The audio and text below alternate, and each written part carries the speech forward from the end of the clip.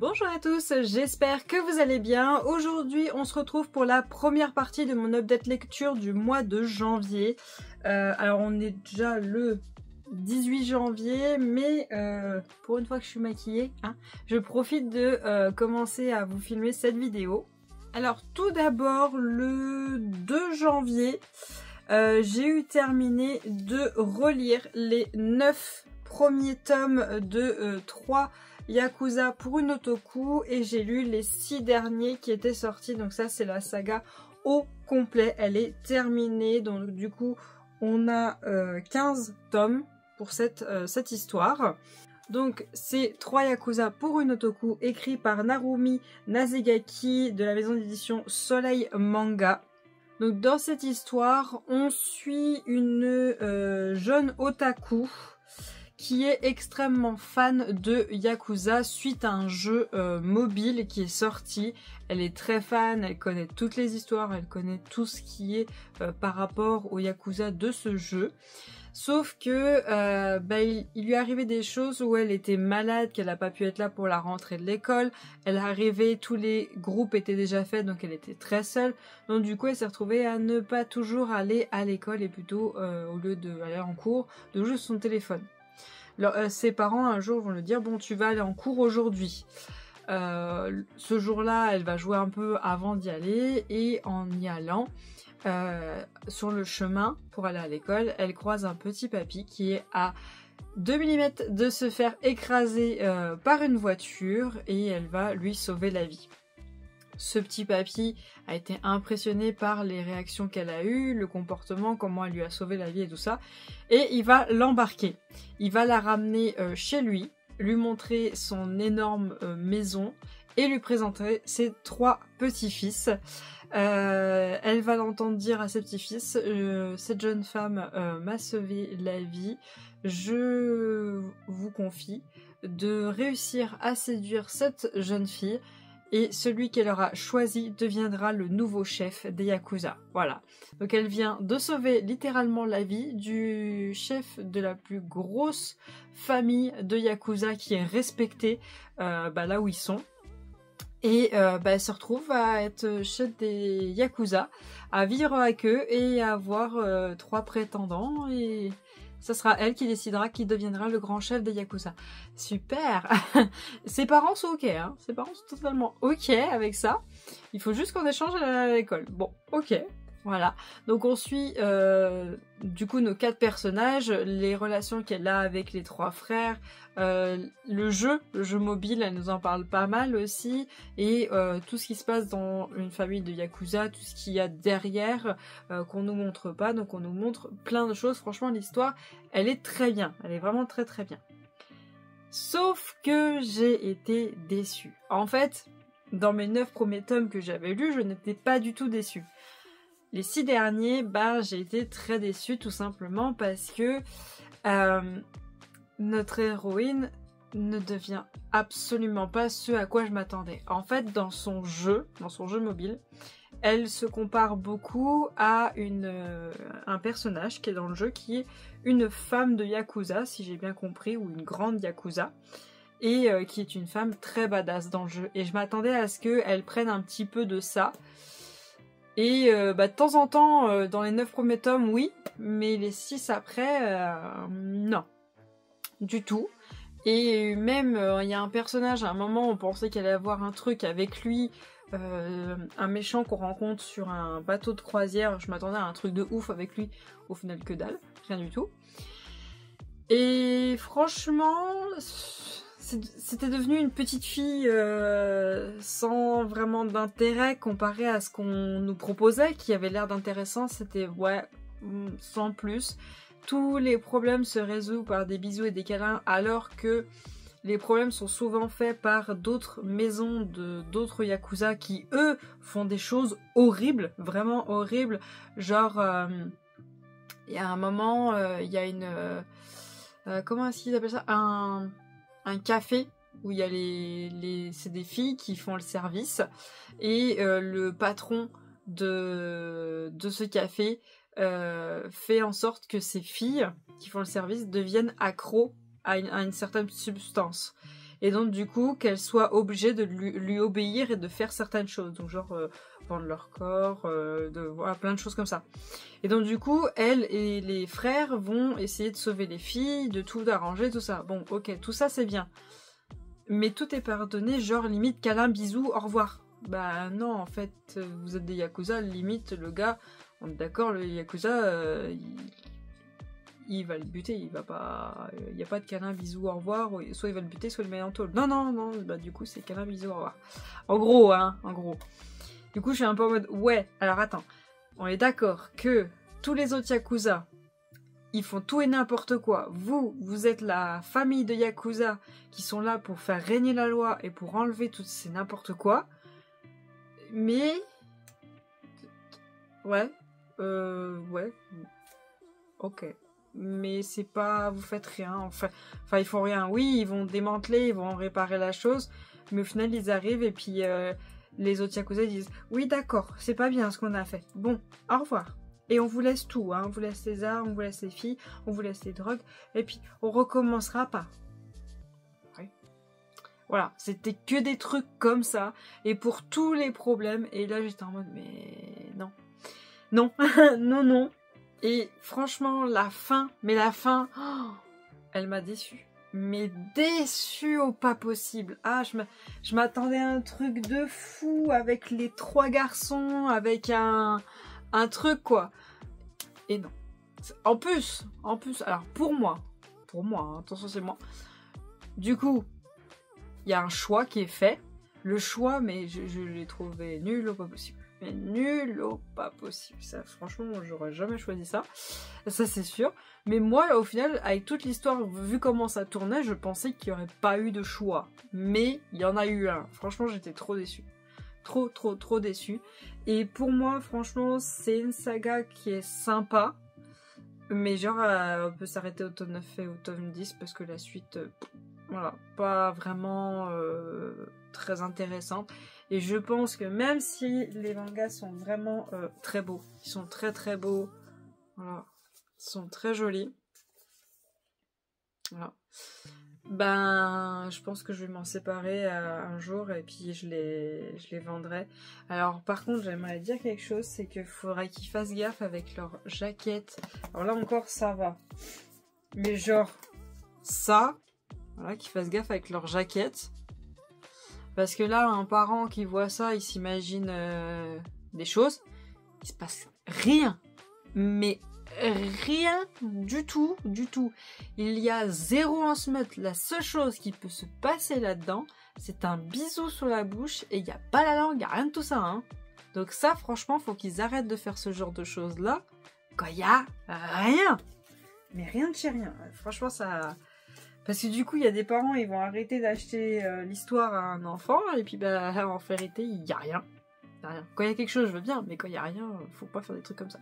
Donc voilà, pour moi, 3 Yakuza pour un otaku, c'est très mignon, c'est très enfantin, et on nous dit, attention, c'est pas bien de prendre de la drogue. Voilà. Même moi, j'arrive pas à rester sérieux. Ensuite, le 3 janvier, j'ai lu La Cité aux épines de K.F. Cranford, dans la saga Les épreuves de la reine démoniaque, donc c'est le tome 1 dans la collection Lost Kingdom de la maison d'édition Bookmark. Donc c'est un petit livre comme ceci, il existe aussi en format broché si vous voulez pas le format relié, et le tome 2 est déjà sorti si vous le souhaitez.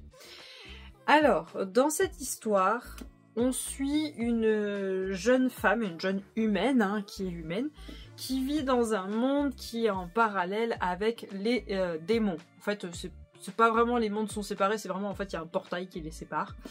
Et les humains, pour aller chez les démons, genre il faut avoir beaucoup de moyens et aller faire leurs études chez eux et tu peux être protégé. Si t'as aucun moyen, tu ne peux pas aller chez eux, pas du tout.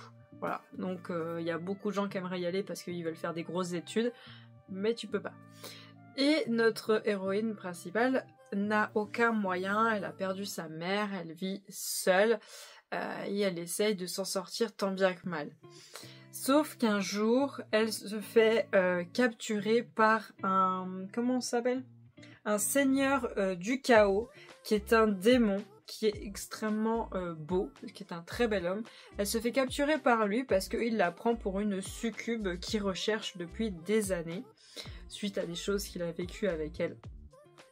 Et elle va lui faire comprendre qu'elle n'est pas cette succube en question, mais oui, elle lui ressemble énormément. Et il arrive que des humains et un démon soient des sosies, mais c'est extrêmement rare. Ça peut arriver, mais c'est quelque chose de très rare.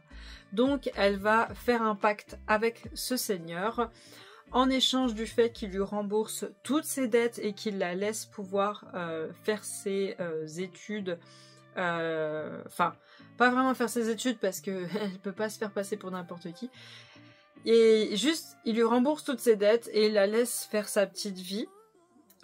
Au niveau des démons, de se renseigner, de voir comment le monde fonctionne et tout ça. En échange de ça, qu'elle ait plus de dettes et qu'elle ait de l'argent sur son compte, elle doit se comporter comme la succube qu'il a cru qu'elle était, qui est d'ailleurs une succube extrêmement belle, puissante, et une succube c'est un démon qui joue énormément sur les charmes, et en fait avec le désir qu'ont les gens, ils se nourrissent avec ça.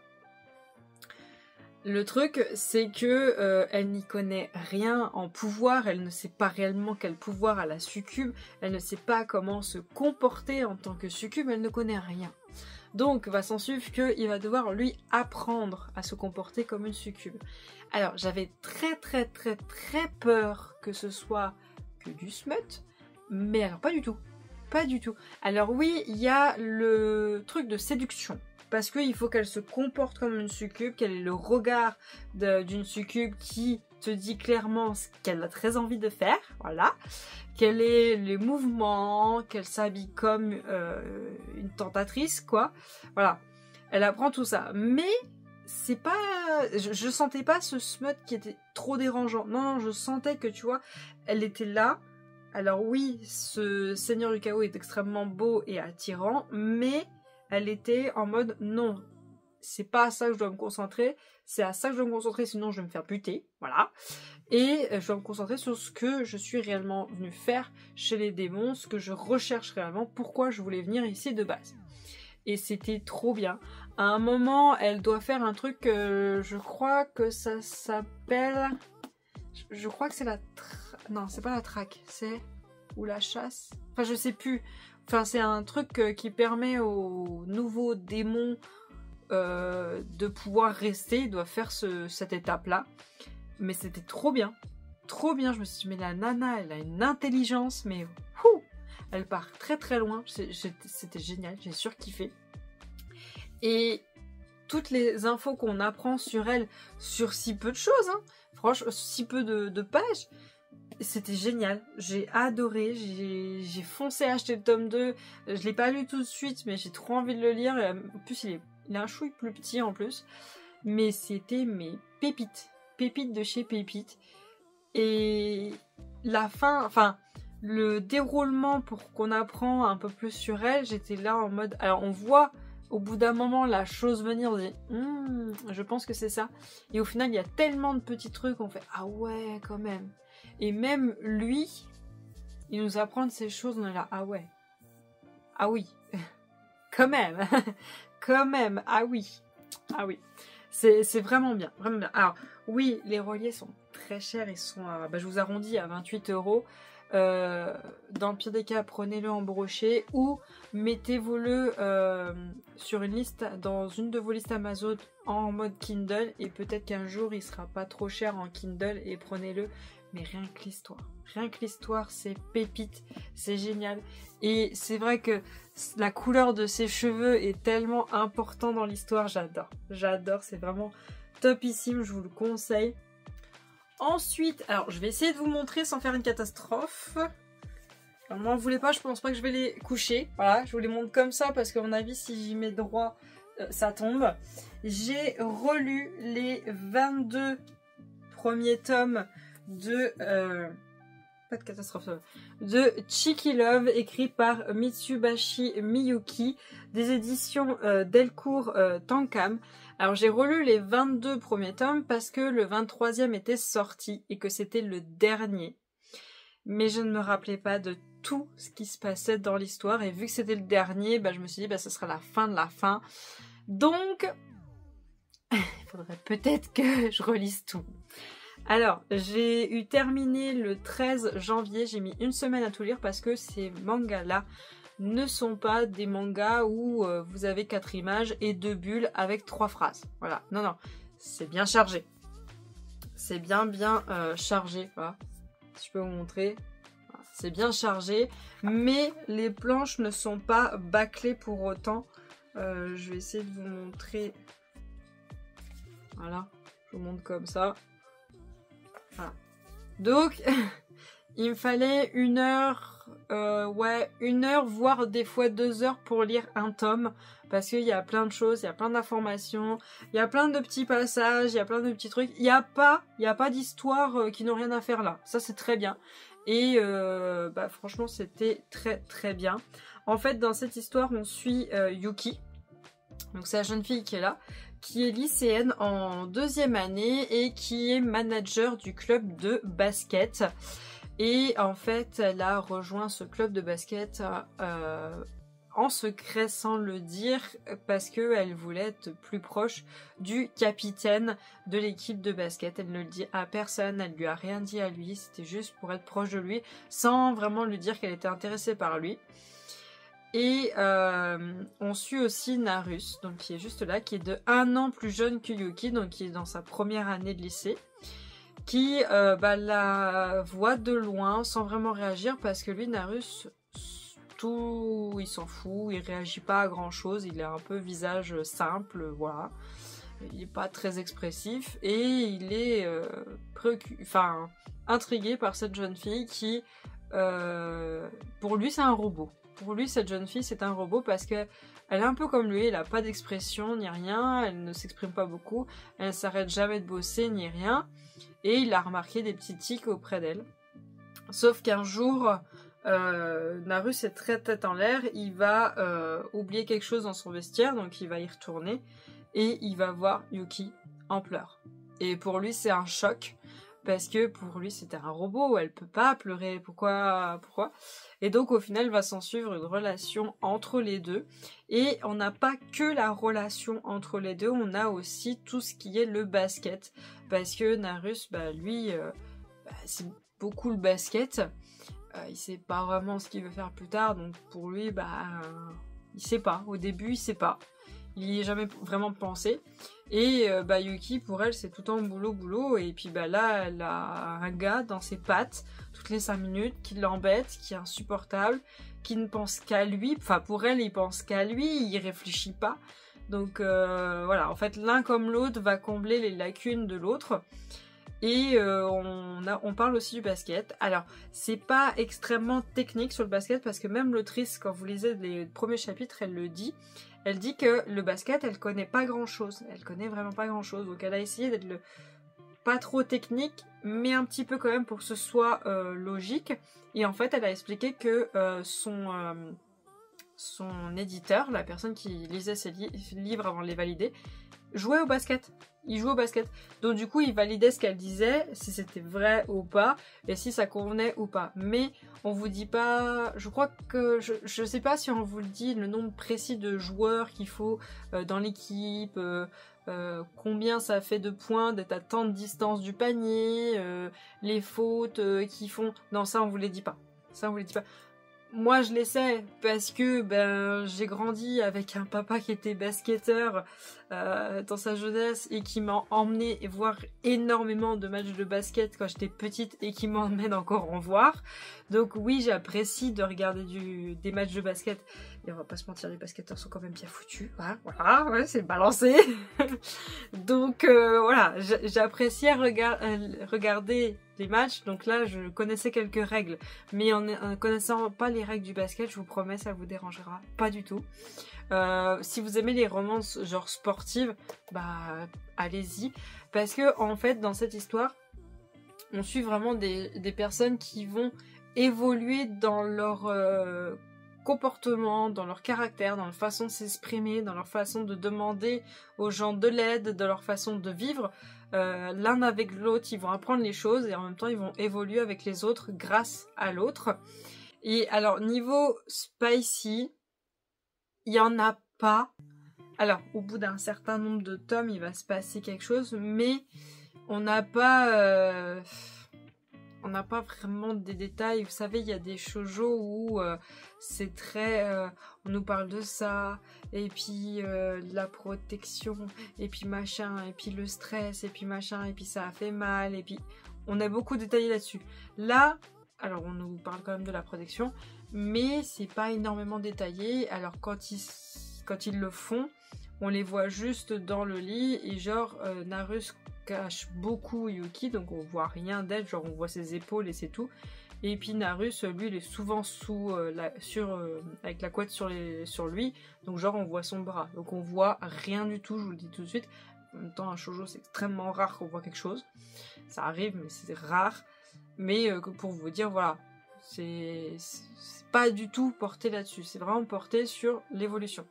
Et dans cette histoire, surtout, c'est que on suit Yuki à partir du moment où elle a la 2e année de lycée, et on suit la fac. C'est pas, ça se termine quand elle quitte le lycée, ou quand il quitte le lycée. Non, dans l'histoire, il y a la fac et il y a le travail. Voilà, ça continue. On a tout jusqu'au bout. Et jusqu'à la fin, franchement, le dernier tome, je m'attendais, mais alors pas du tout, au métier que va choisir Yuki. Je m'y attendais absolument pas qu'elle allait faire ce métier-là. Et Narus, il change de coiffure, il me fait trop rire. À la fin, il a changé de coiffure, j'étais là en mode non, je préfère la première. Et on apprend tellement de trucs aussi avec les personnages autour, c'était génial. Parce que, en fait, dans les matchs de basket, pendant les mi-temps ou les pauses et tout ça, il y a l'équipe qui se regroupe tout en même temps. Et l'autrice, elle disait que la personne qui était venue l'aider à faire les planches était là en mode dispersez-vous, j'en ai marre de vous décider, dispersez-vous. Ça m'a fait trop rire quand j'ai lu ça, parce que c'est pas en mode genre ceux qui sont autour, elle les fait un peu flotter, genre que la tête, et elle détaille pas. Non, non, ils sont détaillés à chaque fois, à chaque dessin, elle redétaille tous les visages et tout. Et des vieux visages qui sont dans les premiers tomes, on les revoit plus tard et tout. Enfin, c'était... Les dessins sont géniaux, l'histoire est géniale. Franchement, je vous la conseille. Il y a juste un truc, ouais, je vais le dire par contre, le tome 21, je l'ai pas du tout aimé. Mais le tome 21, je ne l'aime pas. Mais vu ce qu'on a dès le début du tome 1, c'était sûr qu'à un moment ou à un autre, on allait la voir se pointer, cette nana. C'était sûr et certain. Mais j'ai pas trop aimé parce que je me suis dit, ouais, non. Il y a des trucs ok, mais il y a des trucs, non, pas trop. Mais franchement, ne passez pas à côté, lisez-la, cette histoire, elle est trop mignonne, j'ai adoré. Par contre, oui, ça va être long à lire parce que, oui, comptez bien 1 heure, voire 2 heures par tome. Parce qu'il y a quand même beaucoup d'informations dans un tome, mais les planches ne sont pas bâclées pour autant, c'est très bien fait. Et j'ai remarqué un tout petit truc, de temps en temps la traduction n'est pas très française, voilà, genre la phrase, on voit que ça a été traduit au mot plutôt que traduire pour que la phrase fasse un peu française, mais genre ça arrive une fois tous les 3 tomes où il y a une phrase où on a compris ce qu'il voulait dire mais c'était pas très français. Mais bon, voilà, je vous préviens, on sait jamais. Ensuite, le 16 janvier, j'ai terminé le tome 1 de Glace, donc de Stacey McEwen, des éditions Olympe. Je sais plus le nom de la saga, je sais que le tome 2 c'est Gouffre. C'est une trilogie, donc le tome 1 et le tome 2 sont déjà sortis. Le tome 3 n'a pas encore de date, mais je n'ai qu'une chose à vous dire, c'est allez le lire. Allez le lire, il fait que 359 pages. Je vous promets que quand je le lisais, il se passe tellement de trucs, mais c'est tellement bien détaillé, tellement bien fait. J'avais pas l'impression que ça allait trop vite. C'était génial. que j'avais l'impression d'être en train de lire un livre de 600 pages, tellement c'était bien fait. Mais pas que c'était long, non, non, c'est juste que c'était trop bien fait. Et en fait, dans cette histoire, on suit alors Daosin, c'est possible que je le dise très mal. C'est une humaine qui vit au sommet de la pointe. Donc la pointe, c'est une montagne. Alors vous avez la carte. Vous avez une carte, heureusement. Hop. La pointe, elle est ici. C'est une montagne et ils vivent là dans le sommet. Juste ici. Et en fait, cette pointe est une cage pour ces humains parce que ils vivent vraiment dans le gel. Mais le gel, c'est constant. Ça ne s'arrête jamais. Tout ce qu'ils ont, c'est du gel avec de la neige, bien sûr. Et des arbres qui se diminuent au fur et à mesure parce que plus rien ne pousse, bien sûr, à cet endroit-là. Malheureusement, sur la pointe, Daosin maintenant est seule. Toute sa famille n'a pas survécu, elle est toute seule. Et elle doit survivre entre le froid, les voisins qui peuvent devenir très violents à force de manquer de nourriture ou de bois pour se chauffer. Elle doit survivre à un gouffre qu'il ne faut surtout pas glisser dedans parce que c'est la mort certaine. Et alors je sais plus comment ça s'appelle, les glaciens. Elle doit survivre aux glaciens qui sont leurs geôliers en vérité et qui viennent les sélectionner de temps à autre pour les enlever et on ne sait absolument pas ce qu'ils deviennent. Est-ce qu'ils sont mangés? Est-ce qu'ils sont enfermés? Est-ce qu'ils sont maltraités? Qu'est-ce qu'ils vivent une fois capturés par les glaciens? On ne sait pas. On ne sait pas du tout.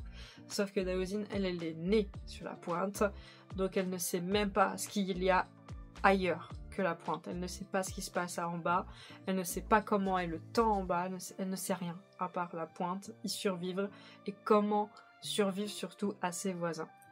Donc on nous explique tout ça au début. C'est très sombre au début, il y a vraiment alors il y a beaucoup de passages qui sont un peu sombres, mais il y en a vraiment deux qui m'ont marqué, vous voyez c'est les deux noirs, qui étaient vraiment très très durs, mais c'était très bien fait.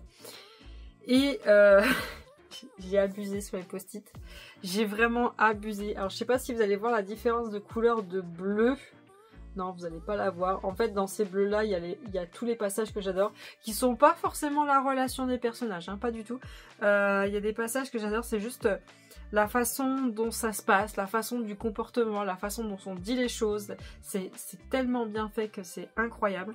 Et il y a aussi les rapprochements entre nos deux personnages. Il y a du smut, il y en a un passage au début du livre, on vous explique pourquoi, et après c'est à la fin du livre. Et il y a des moments drôles, mais il y a aussi des erreurs dans le livre. Mais les erreurs, franchement, je les ai totalement oubliées tellement l'histoire est géniale. Donc, donc on va suivre Daosin qui va se faire enlever. Sauf qu'il va se passer des choses qu'elle va pouvoir s'échapper des glaciens. Et elle va se retrouver avec un de nos personnages. Et ils vont construire une alliance tous les deux pour s'entraider. Ok. Donc il va se passer plein de choses et c'était incroyable. Toute cette alliance pour que Daosin sorte de là-dedans et arrive à un endroit avec lui. C'était rien que ça déjà, c'était incroyable. Et quand ils arrivent à sortir de là-dedans, on rencontre un personnage. C'est comment? Iel? Enfin, qui se considère comme pas il, pas elle, comme tu veux, tu m'appelles par mon prénom parce que pas de il, pas de elle, mais si vraiment tu dois me désigner, tu diras il si tu le veux, mais appelle-moi plutôt par mon prénom, voilà. On a un personnage comme ça dans le livre, et on a aussi un couple de femmes dans le livre, voilà, sachez-le, ça a été mis, c'est très bien amené, c'est pas amené comme un cheveu sous la soupe qui sert à rien, non, non, c'est très bien fait, donc j'aime beaucoup, et notre personnage qui est Iel, il y a un moment, il a un comportement, il m'a tué, il m'a vraiment tué vers la fin, il m'a achevé, et donc elle arrive dans tout ça avec lui. Sauf qu'on est d'accord, Daosin, elle a vécu sur la pointe. Il y a plein de choses qui sont en bas, elle est censée ne pas les connaître. Sauf les personnes âgées qui étaient sur la pointe à l'époque, quand elle était petite, qui lui ont expliqué certaines choses. Mais des fois, elle est là en mode, oui, c'est quoi la toute première que j'ai trouvée? Son esprit les saisit comme la lune attire les marées loin du rivage pour les recracher sur le sable vague après vague. Meuf, tu connais que le gel. La mer, t'as jamais vu de ta vie. Tu connais pas la mer. Donc je vois pas comment tu peux parler des vagues. Parce que même si on t'y a expliqué, tu peux pas comparer quelque chose à des vagues si tu les as jamais vues. Mais même, elle a pas vu d'image, elle a rien vu, vu que la technologie n'existe pas. Donc, on lui a peut-être raconté, mais tu peux pas comparer quelque chose quand tu le connais pas. Moi, ça m'a... Il y a des petits passages comme ça. Ah oui, aussi, à un moment, elle dit plus épaisse que de l'eau, moins visqueuse que de l'huile. Elle sait pas ce que c'est de l'huile. Elle ne sait pas ce que c'est de l'huile. Comment elle peut comparer à de l'huile? Ah non, mais là, j'étais en mode ouais. Il y en a 2-3 comme ça, mais bon, c'est pas bien méchant, mais bon. Moi, perso, je me suis pas trop attardée sur ce truc-là. Je me suis dit, bon, ok. C'est pas grave, on va dire que c'est parce qu'on lui a expliqué quand elle était gamine, mais pour moi, ces trucs-là, non. Mais, voilà, vous voyez tous les post-it bleus, les blancs, il y en a 4. Il y en a 4 de trucs qui m'ont pas plu, sinon c'est des trucs qui m'ont fait rire parce que... Voilà, hein. Le premier, c'est quand il y avait du smut. Le deuxième, le noir, c'est quand c'était très très sombre. Les passages que j'adore, vous voyez, j'étais obligée de mettre 2 couleurs parce qu'à la fin, j'avais plus de post-it, c'était fini. Les moments qui m'ont fait rire, vous voyez, il est un peu marron. Et là, c'est les erreurs, il est très blanc. Mais vous n'arrivez pas à différencier de loin. Et là, c'est les rapprochements... Les rapprochements et les moments qui étaient incroyables entre les deux personnages. Franchement, c'était génial. Et je peux pas trop vous dire parce que je veux pas vous spoiler, mais j'aimerais tellement vous raconter toute l'histoire. J'aimerais tout vous dire, tout vous raconter, tout. Mais après, ça vous servira à rien de lire le livre. Mais c'est incroyable. Puis vu qu'il fait froid en ce moment, c'est parfait pour le lire. C'est vraiment le moment de le lire. Ça sera nickel. Et jusqu'à la fin... Le livre aurait pu se terminer là. Hein. L'histoire, ça aurait pu se terminer là et qu'il n'y aurait pas de tome 2, pas de tome 3. Et je vous promets que ça aurait suffi et qu'il aurait été quand même génial. Et au final, jusqu'au dernier chapitre, j'ai vraiment cru que ça serait fini. Et je lis le dernier chapitre et je fais... Non. Sérieux? Et c'est ce dernier chapitre, je m'étais dit... Ça se trouve, ça va être amené, mais ça va être de trop, quoi. Ça va être mal fait. Et au final, j'étais en mode, mais non. Mais ça se mélange parfaitement avec le reste. Mais ça accorde tellement de trucs. Et puis, waouh.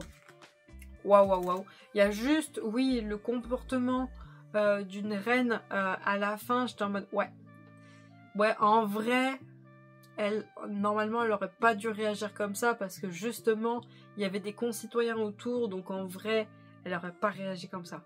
Mais je me suis dit, bon, ok, on va dire que c'est une reine un peu starbée. Donc, ouais, ça passe. Bon.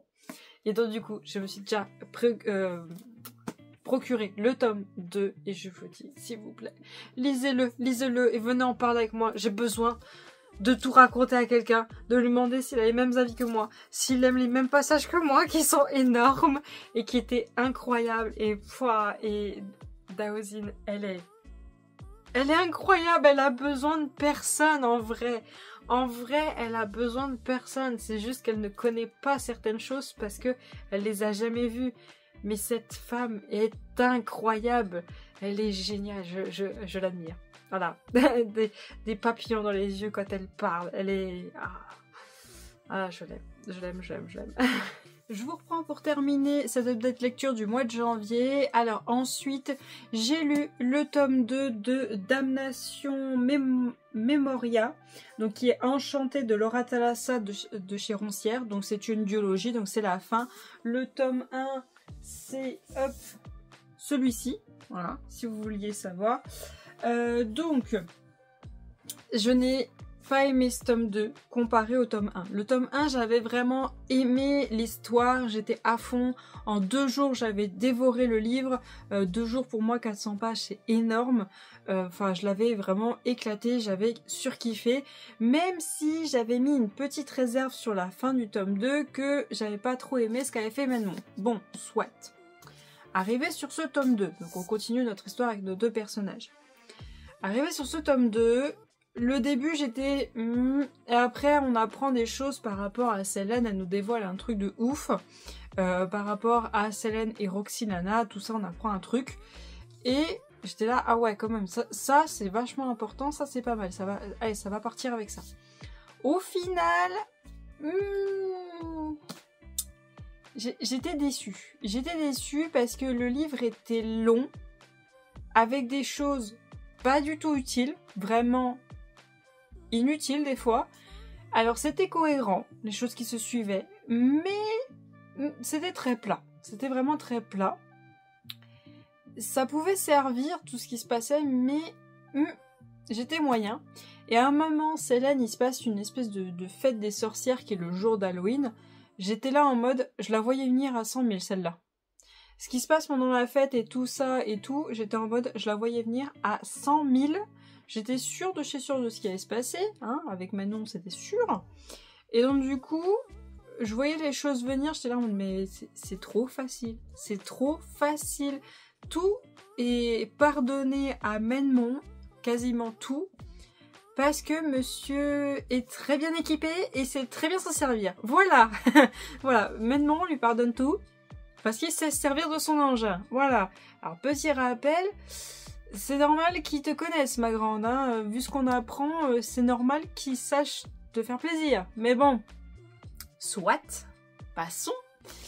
Le truc, c'est que j'ai trouvé que tout était facile, mais que certaines choses étaient un peu... posé comme un cheveu sur la soupe, quoi. C'est... Allez, pouf, je te mets ça là et ça va passer crème. Oui, mais non. Genre, quand on apprend vraiment qui sont les méchants et pourquoi il y a des sorcières qui décèdent, ce qu'on apprend dans le tome 1, j'étais en mode, waouh. C'est un petit peu tiré par les cheveux, hein, un petit peu. Et après, c'est un peu trop facile, moi, je trouve. Et ce qui m'a énervé, c'est que normalement, Selene est une sorcière méga badass. Mais alors, méga badass. Et plus d'une fois, elle n'y arrive pas, elle est à 2 doigts de mourir. Et bien sûr, c'est Manon qui lui sauve la vie, bien sûr. Mais à un moment où 2-3 petits moments, tu sais pas pourquoi, elle est badass comme je sais pas quoi. Et elle s'en sort. Tu te dis, ouais, bon, faut savoir, est-ce qu'elle est fragile ou pas? Est-ce qu'elle sait se servir de sa magie ou pas? Enfin bon, c'est illogique au pas permis. J'étais en mode, mais faut se décider au bout d'un moment. Faudrait savoir. Et on a des scènes spicy tout du long, mais je les trouvais extrêmement plates. Voilà, elles étaient plates de chez plates. J'étais en mode, en fait, tout est trop facile pour Manon que du coup, les scènes spicy, je suis en mode, ouais, allez, c'est bon, de toute façon, tu vas tout lui pardonner parce qu'il va te faire un truc qui va te faire monter au 7e ciel et allez hop, tu vas tout lui pardonner. Allez, passons. Mais bien sûr, il y en a quand même pas mal dans celui-ci. Autant que dans tome 1, à peu près. Sauf que, alors, vous le rencontrez dès le début du tome 1, Selene a un familier. Son familier, moi, je l'adore énormément. Et sachez que j'ai duré ce tome 2 pour lui. Je voulais voir le familier, c'était lui que je kiffais, le reste je m'en fichais complètement. Et à un moment, je crois que c'est vers la moitié du livre, il lui arrive un truc. J'étais en mode, je te préviens, s'il s'en sort pas, j'arrête le livre. C'est fini. Je ne veux même pas savoir la fin. S'il est plus là, j'arrête le livre. Alors, tout va bien. Il va très bien, hein? Il va très bien, donc j'ai pu continuer. Mais j'ai vraiment failli quitter le livre juste pour ça. Et j'ai trouvé que la fin, elle était... Alors, je vais dire mes mots, hein, mais parce que je sais pas comment l'exprimer. Pour moi, hein, la fin, elle est nulle. Elle est nulle. Parce que ils arrivent à s'en sortir. Bref, ils règlent tous les problèmes et tout. Ils sont censés faire un événement tous les deux. Voilà, je vous dis pas quoi, pas vous spoiler. Au final, cet événement n'a pas lieu. On n'y a pas le droit. Bon, ok, d'accord, bon. Tu nous tisses les 2 tomes sur cet événement, et au final, on n'y a pas le droit. Bon, ok, passons. Et au final, il y a le loup-garou qui appelle Selene pour lui dire un truc à la fin du tome. Il lui apprend un truc, et c'est fini. Aïe. Mais comment Manon a pu faire ça, et comment il a pu avoir ça, et... Non, on n'a pas le droit à des réponses? Non, bon, d'accord, non. Fini, fin, bon, Ok. Pour moi, c'est une fin ouverte pour qu'elle puisse faire des suites. Mais normalement, ça s'arrêtait aux 2 tomes. Mais honnêtement, vu ce tome 2, je crois que si elle fait une suite, j'irai pas la lire. J'irai pas la lire parce que c'était plat. C'était très très très plat. Pourtant, la plume est bonne, hein. C'est bien écrit, tu as envie de continuer à écrire, c'est pas difficile à lire, c'est bien, les mots sont bien choisis, bien faits et tout ça. Mais c'était très plat, l'histoire était très plate, donc du coup, ouais, moi je vous dis le tome 1 est génial, je mets un 5 sur 5, mais alors celui-là, j'ai pas envie d'être méchante parce que c'est pas mauvais, je mettrais un 3 sur 5 parce que c'était mal... comment dire, pas mal écrit, mais mal... ça s'enchaînait très mal. C'était posé sur un cheveu sur la soupe. Tiens, on a fini ça, pouf, d'un seul coup, on recommence un autre truc. Bon, ok. Mais, bon, ça peut plaire, mais alors je vous préviens, dites-vous que ça va être du spicy, et que c'est pas forcément très logique, les réponses aux meurtres, aux problèmes, aux machins. Il faut pas chercher la logique, hein, surtout pas.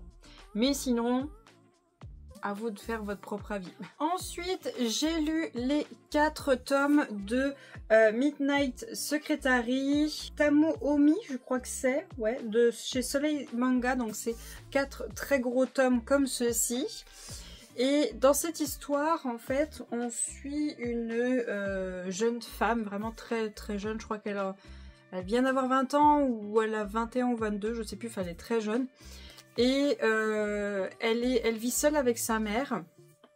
Et en fait, grâce au travail de sa mère, elle a pu trouver un poste dans le secrétariat. Et sauf que elle, quand elle est secrétaire, mais très très très sérieuse. Elle fait vraiment son boulot à 100%. Son patron n'a pas à lui demander quelque chose. Il doit être déjà fait avant qu'il lui demande. Tout doit être déjà prêt. Si elle doit zapper son repas, elle zappera son repas. Enfin bon, elle veut être au top du top pour vite monter les échelons, pour pouvoir vite aider sa mère, tout simplement. Un jour, on lui dit qu'elle va s'occuper d'un des fils du gérant de la société, parce qu'en fait il y a le gérant de la société qui a ses 2 fils qui sont dans l'entreprise, et on nous dit qu'elle va s'occuper d'un des fils, mais alors que personne ne veut travailler avec lui, parce que pour tout le monde c'est un coureur de jupons, c'est tout, il cherche juste à s'envoyer en l'air, même s'il fait un boulot incroyable, et que c'est un super bon... je crois que c'est un vendeur ou un truc comme ça, mais pour eux, bah, quand même c'est un coureur de jupons, quoi.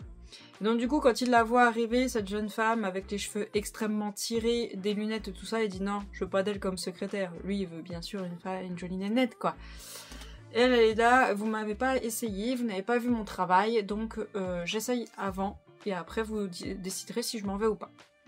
Au final, il aime beaucoup son travail, c'est très bien fait, donc il va lui demander exceptionnellement de rester, mais il va quand même lui demander, c'est quand même de faire un petit peu d'effort sur votre tenue, ou sur votre maquillage, ou quelque chose. Au fur et à mesure du temps, la relation va avancer entre les deux. Elle va apprendre qu'en vérité, son patron, c'est un vampire. Voilà. Et qu'en vérité, les femmes, c'est pas juste s'envoyer en l'air qui l'intéresse. C'est juste que il se nourrit. Il se nourrit et en fait, plus une femme prend du plaisir et plus son sang est bon. Et le truc, c'est qu'il ne peut pas prendre le sang d'un homme comme une vampire femme ne peut pas prendre le sang d'une femme. Il est obligé de prendre le sang des femmes parce que sinon c'est infect, il peut vraiment pas boire. Et il est obligé de donner... Enfin, il n'est pas obligé, mais pour que le sang soit meilleur, il faut que la femme ait du plaisir. Et quand elle prend du plaisir, le sang est vraiment très très bon. Et un jour... elle la prend et il lui dit bah, vous avez le choix entre continuer à travailler pour moi et vous aurez un peu plus parce que en plus vous êtes le secrétaire d'un vampire, donc vous allez organiser mes rendez-vous avec ces femmes et tout ça, ou ben je vous fous dans la merde vous et votre mère. Donc en vérité elle n'a pas vraiment le choix, mais il n'y a pas de problème, ça la dérange pas. Soit, continuons. Donc elle s'occupe de lui en tant que son patron et en même temps en tant que vampire, donc elle gère tout, ses rendez-vous, les cadeaux aux femmes et tout ça pour qu'elle soit très heureuse et tout, blablabla. Bref. Alors dans cette histoire, quand on voit les femmes avoir du plaisir, on voit la poitrine. On voit la poitrine, mais je vais quand même préciser, c'est une histoire qui date de 2007.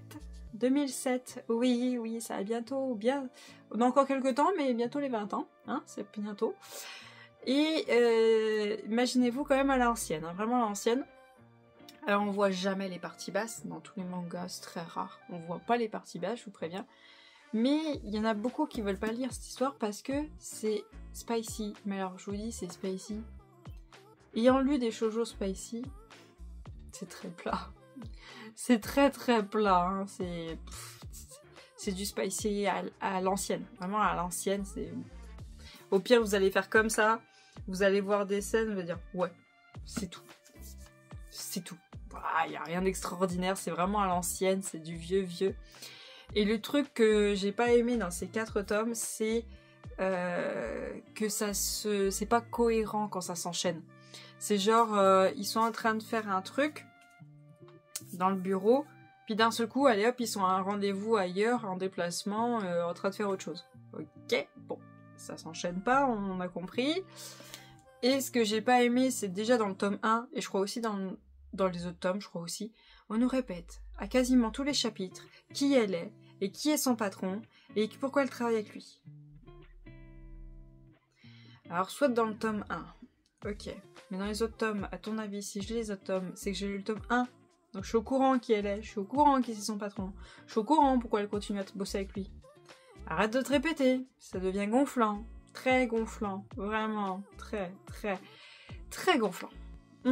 C'est très énervant. Et alors l'histoire vraiment elle est très plate, hein, très plate. C'est pas foufou, c'est toujours du vous, il se tutoie jamais. C'est toujours le patron et l'employé. C'est très rare qu'on en vient à une vraie relation. Mais alors il faut avoir lu l'histoire pour vraiment comprendre. C'est pour ça que franchement, je vous conseillerais peut-être pas, elle a mal vieilli. Elle a vraiment mal vieilli. Pour maintenant, il existe beaucoup mieux. Elle a très mal vieilli et surtout j'ai été très mécontente et ça si vous m'avez déjà entendu parler de manga, vous avez vu mes autres updates de lecture, vous savez que c'est quelque chose que je déteste. J'ai été très mécontente pour le tome 4 parce que le tome 4 c'est ça, voilà, c'est ça et tout ça, alors je dois pas être à la bonne page mais voilà, là je suis à la bonne page, tout ça c'est la suite, ça c'est le tome 4. Et tout ça, c'est plein d'histoires bonus qui n'ont rien à voir. Absolument rien à voir. Sauf la première, ok, la toute première, elle a à voir avec un personnage qu'on a vu dans l'histoire. Ok, bon ça je l'ai lu, la toute première. Mais après j'ai vu que c'était d'autres histoires bonus. J'ai fait sérieux? Mais je m'en fiche moi des histoires bonus. Ah. Celle-là, elle a complètement rien à voir du tout. Mais alors absolument, je l'ai pas lu. Je l'ai passé vite fait, comme ça. Pas lu, hein, ça m'intéresse pas. En plus, ça n'a rien à voir. Ensuite encore, une autre histoire bonus. N'a rien à voir. Et là, par contre, celle-là d'histoire bonus, ça c'est un de nos personnages dans l'histoire. Mais j'étais là en mode, ouais c'est bon, j'ai déjà passé toutes celles d'avant. Celle-ci aussi, je la passe. Encore une autre histoire bonus. Ah mais sérieux. Le tome, c'est que de l'histoire bonus. C'est pratiquement pas l'histoire. Donc au final, on aurait pu s'arrêter au tome 3. J'étais dégoûtée. Vraiment dégoûtée. Alors je suis bien contente de les avoir achetés sur Vinted et d'avoir payé la moitié de leur prix. Je crois même moins de la moitié. Et c'est sûr, ils vont repartir. Ils vont repartir, je les garde pas parce que ça a vraiment été plat. C'était pas bien. Et le tome 4 m'a extrêmement déçue. Alors oui, j'essaie de prendre de mon côté, de me dire, Emma, c'est de 2007. C'est 2007. J'étais là, ok, c'est 2007. Bon, ok. Mais il y a plein de choses. C'était pas cohérent. C'était vraiment mis là comme un cheveu sous la soupe. C'était... ça a trop mal vieilli. Franchement, je vous conseille pas. Ça a vraiment trop mal vieilli. Après, peut-être que vous aimerez si vraiment vous n'avez pas encore lu de shoujo vampire avec un peu de spicy. Peut-être que vous aimerez. Mais... je pense que si vous avez déjà lu des shoujo vampires, celui-ci vous allez dire « Ouh là, c'est le moins bien que j'ai lu ». C'est mon cas pour moi, donc je vous préviens. Ensuite, j'ai lu Le Prince de Glace de chez Céleste, écrit par LB Divine. C'est une saga en 3 tomes, le tome 2 est déjà sorti et j'ai lu ce livre justement parce que le tome 2 sortait. Alors, je préfère prévenir, j'ai lu que la moitié du livre. Vous voyez, on marque page qui est en plein milieu. J'ai lu que la moitié du livre. Et j'ai dit, stop, ça suffit, j'arrête là. En fait, je vais vous lire ce qu'il y a au dos du livre. Charmaine Cream possède un secret dangereux, elle a le pouvoir de l'invisibilité. Mais dans le premier royaume, ceux qui possèdent de la magie sont contraints de servir le roi maléfique Ronan ou d'être exécutés. La majorité du temps, c'est exécuté, mais bon. Personne n'a vu Dolton Sophirus, prince du premier royaume, depuis 5 ans. Il a été emprisonné par son propre père à cause d'une prophétie prédisant son ascension grâce à un pouvoir glacial dévastateur. Alors qu'un ennemi mystérieux menace le premier royaume, les mercenaires à la solde incendient le village natal de Charmen, forçant les chevaliers à escorter les survivants au château. Mais les survivants, il n'y a que Charmen et son frère, d'accord, vous le savez dès le début. Charmen est plongée dans un monde de politique, de cruauté et de tentatives auxquelles elle ne s'attendait pas. Lorsque les ennemis du premier royaume attaquent les villes environnantes et finalement le château, elle, le prince et d'autres alliés doivent se préparer à riposter ou mourir. Tout ça là que je viens de vous lire, c'est la moitié de ce que je viens de lire. Et il s'en passe encore. Là, la moitié du livre, c'est le dos du livre. C'est la 4e couverture. Déjà là, là ça vous énerve. Là, vous êtes bien énervé. Ensuite, alors, les 3 petits marque-pages que vous voyez au tout début, c'est les horreurs que vit notre prince. La vie horrible que vit notre prince. Sauf que il y a beaucoup d'incohérences. Beaucoup. Bref. Donc notre prince, on nous dit qu'il est enfermé pendant 5 ans. Certes, soit. Il se passe des choses à un moment qui fait que notre prince va combattre. Mais on nous dit qu'il est très maigre et qu'il se fait tabasser. Et voilà. Donc à quel moment il s'est exercé pour combattre? À quel moment? À quel moment il a fait des études? À quel moment il sait comment se comporter? À quel moment? À quel moment? Et au final, on va le savoir un tout petit peu avant la moitié, je commence à savoir, et je suppose que j'en saurai plus après. Mais il se passe des choses, c'est là, mais à quel moment c'est possible? Donc déjà là, j'étais en mode non. Non. Ça ne va pas, ça ne va vraiment pas. Ensuite, la page 67. La page 67, il y a un problème que je ne peux plus supporter dans les livres. On est d'accord? C'est contrôle et tout ça.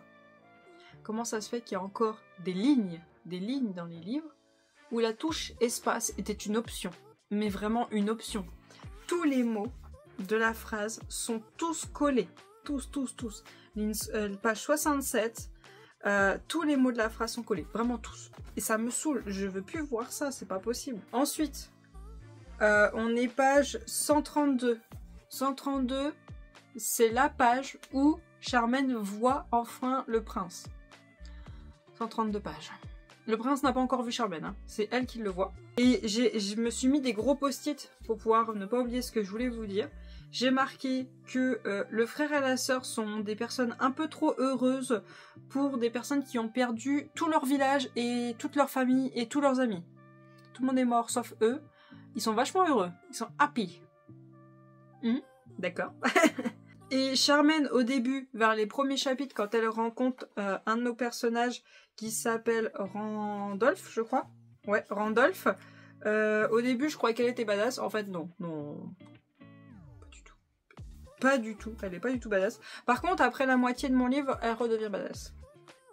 On va chercher à comprendre. Ensuite, page 147, j'ai marqué un post-it, j'ai dit c'est bon, on a compris que le roi c'était un Sewen. Parce qu'on sur 147 pages, on nous le répète, je crois qu'on me l'a répété au moins 5-6 fois. Que le roi, gna gna gna gna gna gna gna. Oh, c'est bon, j'ai compris. Hein. J'ai compris que le roi c'était un Sewen. Arrêtez là. C'est bon, tu peux m'enlever au moins, je crois que tu peux enlever 6 chapitres le nombre de fois qu'on me dit ça. C'est insupportable. Ensuite, j'ai marqué page 148, enfin les deux se rencontrent. Hein. C'est quand même ce qui est écrit là. Hein. Enfin, les deux se voient. Ensuite, page 149, je comprends pas ce qui est dit. En gros, Charmen, elle avait du budget, mais en vérité, au début, on nous dit qu'elle avait pas de thunes. Donc, c'était une enfant de parents qui avaient des moyens ou pas? Parce que je comprends pas. Je comprends pas. C'est pas logique. Vraiment pas logique. Et à un moment... Alors, c'est peut-être du français qui se dit comme ça, hein, parce que je suis nulle en français. Mais je lis la phrase et j'étais là, punaise, qu'est-ce que c'est moche comment c'est dit. L'homme semblait perplexe, voire en colère, pendant un instant, jusqu'à ce qu'il se rende compte de qui le lui avait tendu. Ah, de qui le lui avait tendu. C'est pas beau. Hein. Alors c'est peut-être le français qui est comme ça, mais c'est pas beau. Hein. Page 157. Le prince appelle Charmaine... ouais, c'est Charmaine, hein. Charmaine, d'une certaine façon. J'étais en mode, mais à quel moment tu te permets d'appeler une inconnue que tu viens de rencontrer il y a 2 minutes, comme ça? À quel moment? Au final, plus loin, on comprend pourquoi il l'appelle comme ça. Mais, je trouve que ça passe pas. Au niveau de... Pour Charmaine, je trouve que ça passe pas. Ah oui, page 100... J'en pouvais tellement plus. Page 162, j'ai marqué, c'est tellement illogique. Il cache la méchanceté de son père et après, il balance tout à une étrangère qu'il vient de rencontrer il y a même pas 5 minutes. D'accord? Ok. D'un seul coup, il est chaud et il est ok pour devenir roi alors qu'il voulait surtout pas devenir roi après tout ce que son père lui a fait vivre. Juste parce que Charmaine lui a balancé 2 lignes. D'accord. Elle est toujours en mode j'en ai rien à foutre que mon village ils sont tous morts et que mes potes sont morts. Toujours, hein. Rien à secouer. Et tout est extrêmement facile. Ah oui, tout est facile. Et par contre, quand on passe du chapitre 17 au chapitre 18, pouf, le changement d'ambiance, on sait pas ce qui se passe. Ah ouais, non mais ça a été d'un coup, on sait pas ce qui se passe. C'était, mais... changement de comportement, changement d'ambiance. D'un seul coup, j'étais en mode, mais il s'est passé quoi là? Donc du coup, j'ai continué à lire. Et je me suis dit, mais j'ai dû louper un truc, c'est pas possible. Et au final, on a une toute petite ligne à la fin. Je me suis dit, ah ouais, d'accord. Juste ça t'acceptes le changement d'ambiance d'un seul coup. D'accord, ok. Ah oui, page 164, Charmaine redevient badass. Comme ça, d'un seul coup. Ok, bon, c'est pas grave. Chapitre 165. Ok, c'est nouveau. Le prince est entraîné à l'épée, on le savait pas. Ok. Il se rappelle d'un seul coup qu'il a abandonné j'y arrive pas avec son nom. Hein. Charmaine aux mains des mercenaires, elle peut se faire buter à tout moment. Il s'en souvient. Oh. J'ai eu trop envie de me battre à l'épée. Jouer à l'épée. Ah oui, c'est vrai que j'ai abandonné une demoiselle en détresse. Ok. Et elle, d'un seul coup, elle se souvient que c'est une combattante. Oh. Ça me désespère, hein, franchement. Là, page 166, on apprend que elle aurait voulu avoir pratiqué plutôt que de lire, donc pratiquer l'épée. C'est nouveau, elle lisait. On ne savait pas. C'est nouveau, d'accord. Ok. Ah oui, Charmaine se tapit contre le mur, priant les dieux pour qu'ils ne la voient pas, et qu'elle conserve l'élément de surprise de son côté. Arrêtez, cria-t-elle, en tranchant le mollet, C'est pas très cohérent. C'est d'un seul coup, en 2 lignes, tout se passe. C'est pas très très cohérent. Et alors attendez, parce que je suis allée jusqu'à la moitié du livre, hein. Je me suis dit on y va. Chapitre 18, quand ça a été fini, j'étais en mode mais c'est trop facile, tout est trop facile. C'est beaucoup trop facile. Page 189. Les dernières lignes, j'étais en mode sérieux. Sérieux, là je comprends plus. Page 196. On nous dit 2 mercenaires, j'étais en mode... Quels 2 mercenaires s'en ont pris à Charmaine? Au début, il y en a un, ouais. Ouais, vous la prenez dès le début, hein. Mais la deuxième attaque, non, ils s'en prennent pas à elle, hein, ils s'en prennent au roi. Hein. Donc, il est où le deuxième? On sait pas. Il a disparu. Il était pas là. Et je me suis arrêtée à la moitié. Et en fait, ce qui m'énerve dans ce livre, c'est que on est tout le temps en train de tout nous expliquer. Tout le temps. Mais on nous réexplique toujours la même chose. Toujours la même chose. On nous dit le roi, le prince, mais c'est bon, tu me l'as déjà dit. Tu me l'as déjà dit 5-6 fois. Arrête-toi. C'est bon. Ça m'agaçait. J'en avais marre. J'étais bon, allez, dites-moi où c'est les passages que je les enlève parce que j'en peux plus. Et ce qui m'énerve aussi, c'est que on a plusieurs points de vue. On a notre prince, on a notre héroïne, on a Randolph qu'on a dès le début, et d'un seul coup on a une autre nana qui se pointe. Et du coup j'ai feuilleté derrière, parce qu'en fait quand vous commencez un chapitre, vous savez qui c'est qui parle. Sauf que pendant le chapitre ça peut encore changer. Donc là on est déjà à 4 personnes, là que je vous ai dit. Il y en a encore 3 ou 4 qui arrivent.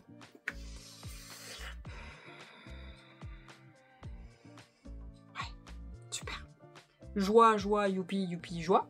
J'étais en mode, ça peut s'arrêter parce que, en fait, genre à un moment, le prince il dit un truc, voilà, il voit quelqu'un arriver, tatati, tatata. Nouveau personnage qui dit ce qu'il pense, elle nous redit la même chose. Ah ouais, non mais, ouf. C'est comme, il voit cette nana, on nous la décrit physiquement. Le moment où Charmaine va voir cette nana, on nous la redécrit physiquement. C'est bon, j'ai compris à quoi elle ressemblait, ça suffit.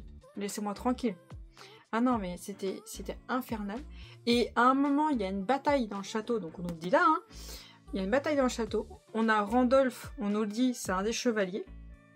On sait pas où est-ce qu'il a disparu. Il était censé être là, et je sais pas, pour protéger son roi. On sait pas où est-ce qu'il a disparu. Puis d'un seul coup, au bout de quelques chapitres... Ah retour de Randolph. Ah, retour. Tout ça pour se chamailler avec le prince. Qui le prince, lui, en fait, il s'emmerde. Donc bon, d'accord. Soit. Bref. Et le truc, c'est que, en fait, c'est pas les personnages qui parlent quand ils nous parlent. C'est un narrateur qui nous parle, peu importe qui c'est qui parle, hein, que ce soit Charmaine ou Dalton ou qui vous voulez. C'est un narrateur qui nous parle, qui nous dit « Charmaine, nanana, elle fait ça, elle fait ci, bref, elle se brosse, voilà, bref, ok ?» De temps en temps, on a des dialogues, donc là, on comprend que c'est elle, nanana. Et là, on va sur quelqu'un d'autre qui parle, c'est encore un narrateur qui parle et tout, c'est pas eux. Je suis en mode, mais à quoi ça sert d'avoir les points de vue d'autant de monde, alors qu'au final, c'est un narrateur qui parle? À quoi ça sert, franchement? Et je vous promets, c'est... Alors, je sais pas si c'est dû à l'écriture ou si c'est dû à la traduction, je ne sais pas. Mais je trouve que ce n'est absolument pas fluide, les mots qui sont choisis. Les mots font que tu auras plus mal à la tête qu'autre chose. Tu liras 2 chapitres et pas plus, parce que c'est costaud. C'est vraiment très très très costaud. Et dès le début, vraiment, dès le début, on va dire les 10 premiers chapitres, on apprend qu'il y a une certaine personne qui est décédée il y a 5 ou 6 ans en arrière. Bref, je sais plus. Et dès le début, j'étais en mode, je suis sûre qu'elle est pas morte. J'en suis sûre, c'est certain. Et au final, tout est prévisible. Tout